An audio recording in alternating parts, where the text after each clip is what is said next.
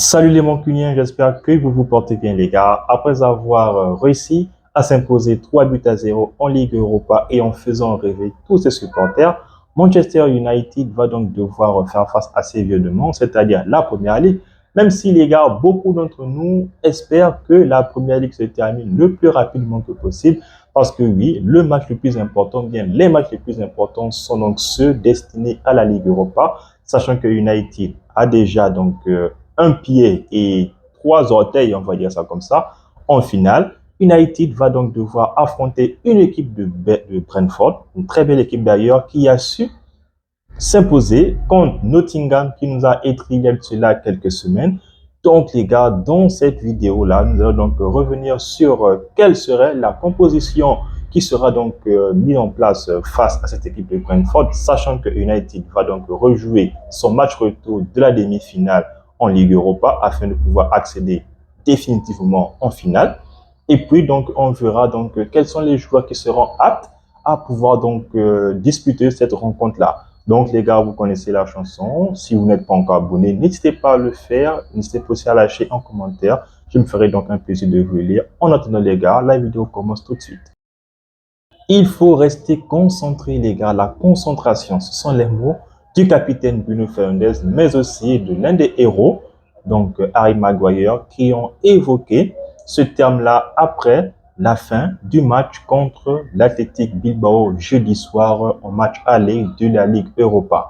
Donc, la concentration pour les joueurs, mais aussi le risque pour l'entraîneur, parce que c'est ce mot-là que Ruben Amorim a donc employé afin de ne pas donc faire jouer ou bien afin de ne pas donc faire accumuler les matchs à tous ces joueurs. Et c'est donc la raison pour laquelle on affrontons l'équipe de Brentford, une équipe, les gars, qui, je le rappelle, donc est 10e, donc à l'heure où l'enregistrement de la vidéo est en train de se passer.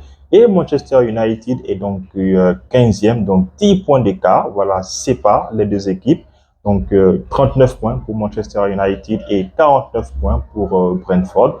Brentford, les gars, donc en battant Nottingham Forest, donc a réussi à gagner encore 2 places supplémentaires au classement. Et s'ils réussissent encore à battre Manchester United, bah, ils ne seront peut-être pas qualifiés pour jouer donc une compétition européenne la saison prochaine. Néanmoins, on sait tous que mieux tu es donc au classement et aussi plus tu reçois beaucoup d'argent. Donc United en Leicester, donc qui est actuellement 15e, même si United réussit à remporter cette rencontre-là, bah les gars, Manchester, on le sait tous, ne va pas donc finir dans le haut du classement et espère vraiment donc remporter cette compétition-là qui est donc la Ligue Europa. Avant tout, donc faire face d'abord à l'équipe de Brentford. Maintenant, quelle équipe va donc se présenter, les gars, donc contre Brentford? Là reste la question parce que le risque ici, donc que Ruben Amorim a donc employé, c'est dans la mesure où les joueurs ne doivent pas donc enchaîner, sachant que ils sont donc potentiellement des joueurs qui pourraient se blesser, d'où l'expression donc du risque à faire jouer donc des joueurs en cas d'accumulation des matchs. En l'occurrence, donc le joueur qui est donc beaucoup plus en risque ici, c'est donc le joueur marocain, l'un des meilleurs joueurs d'ailleurs de la saison et l'un des meilleurs transferts. On ne va pas donc cesser de le rappeler cette saison. Mazraoui, donc qui est donc pas forcément donc blessé, mais on sait que voilà donc il risque une blessure s'il continue donc l'enchaînement donc des matchs. C'est la raison pour laquelle on se dit donc bien évidemment que Ruben Amorim les gars fera donc le tout possible pour pouvoir donc faire des changements ou bien des remaniements donc dans presque tout l'effectif. N'empêche que les gars, je ne vois pas malheureusement donc Ruben Amorim faire un grand changement parce que dans les buts, bah, je suis sceptique dans le fait que Bayendir puisse commencer le match, mais je pense que Onana sera encore titulaire. Ensuite, la défense, Yoro, bah, je pense aussi qu'il sera là. Yoro sera là. Cette fois-ci sera accompagné donc de Shaw et de Lindelof. Lindelof, vu qu'il n'est pas titulaire et que il est en train donc de vivre ses derniers instants Manchester United, C'est quand même un joueur qui a vraiment duré depuis qu'il est arrivé, depuis 2015-2017 par là, que Lindelof est arrivé à Manchester United. Donc, il est en train de vivre ses derniers matchs et donc je me dis qu'il sera peut-être titulaire contre Brentford demain. Maintenant, reste à savoir ce que Ruben Amorim va donc concocter. En ce qui concerne donc les pistons, je me dis encore une fois que le piston gauche, ce serait très certainement Harry Hamas. Donc, j'ai encore hâte de voir ce petit-là donc débuter une rencontre. Parce que oui, place aux jeunes les gars, on sait tous que c'est Ruben Amorim qui a donc lancé Giovanni Kenda. Et pourquoi pas donc qu'il le fasse aussi avec les jeunes de l'académie de la première ligue, du moins donc de Manchester. En l'occurrence donc Harry Hamas sur le côté gauche. À droite, bon, Dorgu peut-être donc sera là, ou au cas contraire, il fera donc jouer, je me dis peut-être Camasson. Au milieu de terrain, les gars, bah, je pense qu'il irait sur un duo Mainou Ugarte ou Mainou Casemiro. Reste à savoir donc qui sera le deux, mais je pense que Mainou devrait être titulaire pour commencer la rencontre contre Brentford. Et on attaque, bah, encore une fois, les gars, un joueur qui, je pense, serait forcément titulaire, je me dis, c'est bien sûr Rasmus Højlund, parce que oui, il a besoin de temps de jeu, il a besoin de s'affirmer, il a besoin de confiance, il a besoin de but. Donc, c'est la raison pour laquelle je me dis que Rasmus Højlund sera donc titulaire. Pour l'accompagner, il serait donc, je me dis encore une fois, accompagné de Mason Mount. Cette fois-ci, donc, Mason Mount aura donc pour mission d'alimenter les attaquants, mais aussi donc ses ailiers. Et pour terminer, le troisième attaquant, parce que oui, vous savez tous que c'est le 3-4-3.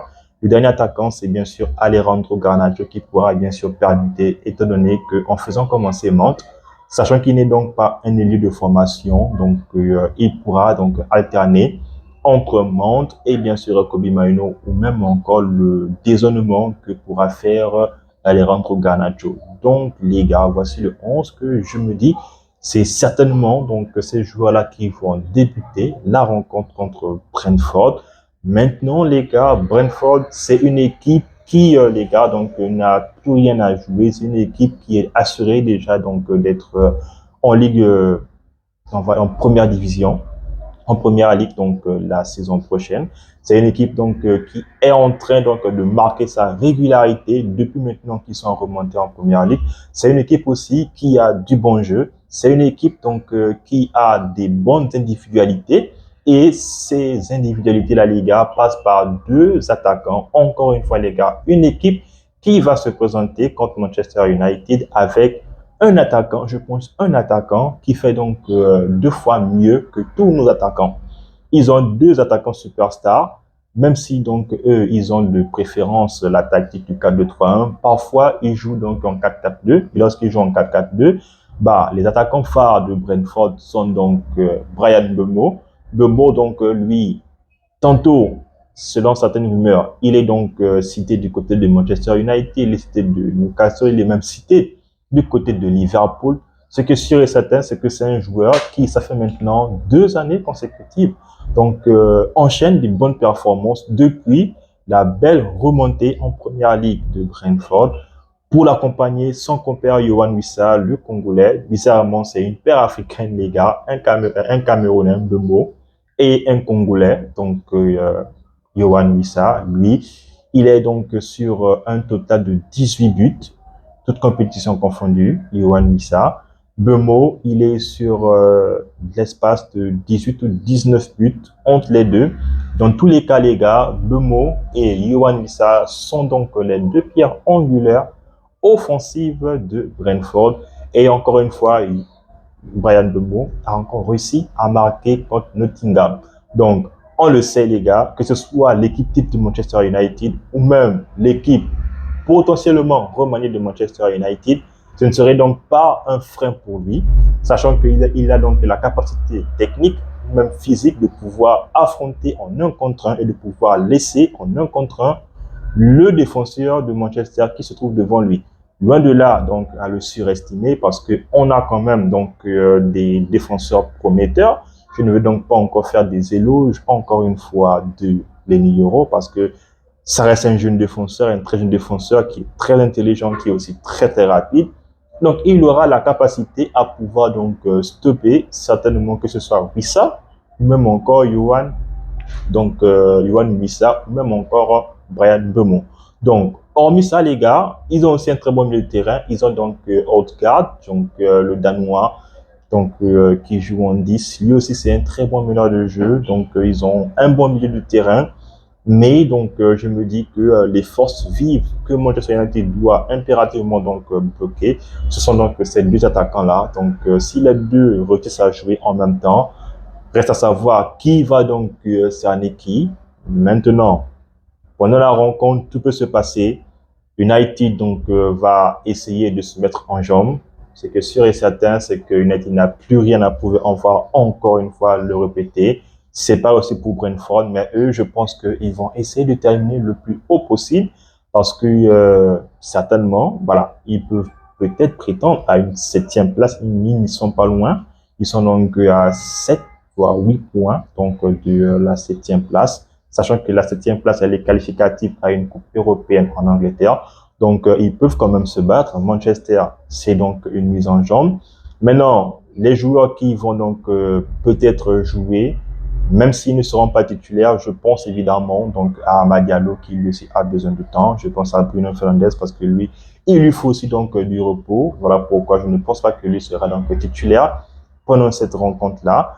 Et puis les gars, je me dis que ce serait encore une fois un bon match du côté de Brentford parce que en première ligue du côté de Manchester United, je ne pense pas que Manchester va récidiver le match qu'ils nous ont donc offert contre l'Athletic Bilbao.